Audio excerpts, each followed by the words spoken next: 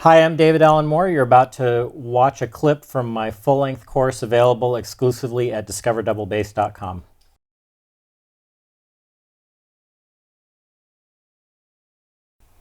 I have some exercises that I like to do to help structure my hand position beyond the actual playing exercises that are being presented here, because one of the challenges as you build strength in the hand position is maintaining the position of the fingers that you're not using, so you have those referential points in order to build consistency.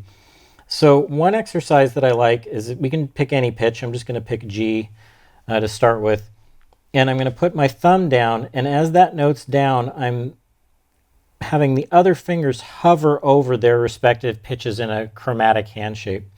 So A flat, A, and B flat, and they're just kind of hanging out there. And the first thing I'm going to do is just stack those on top of each other. So at this point, as I said at the beginning, this is an exercise. This is not how I'm functioning when I'm playing, and I'll be even more clear about that as I go along. But right now, both of these are weighted, and then I'm adding 3 to that, and then I'm adding 4 to that. So I'm really feeling that weight all the way across the hand. So that's might describe that as overholding, because I'm never going to be in a position like this. So that's one idea, to just kind of get that feeling of almost being a quadruple stop on one string. So you have all those notes down, and you really feel that relationship between all those half steps.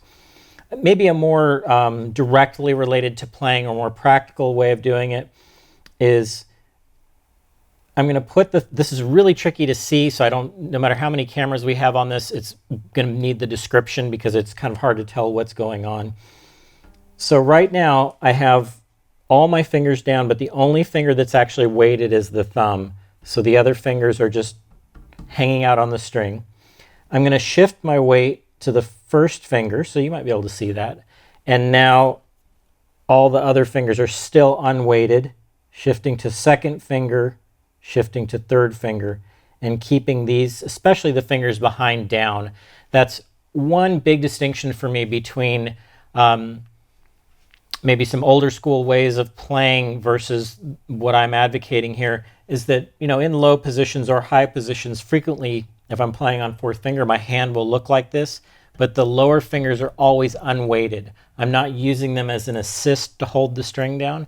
They're there to hold that position, and as you can see, the string is very well down on both sides of the finger, and so there's no energy cost in letting them remain there, but there is a benefit in terms of the consistency, because if I know that they're always down with just sort of a gentle tactile contact, that's something I can build on consistently versus one time being here, one time being here, one time being there, and kind of having flyaway fingers and never really building a consistent relationship in my left hand. So it's the same thing in the low positions as it is in the high positions. There's never an energy cost to leaving those down, but there is definitely a benefit to your consistency in the left hand technique.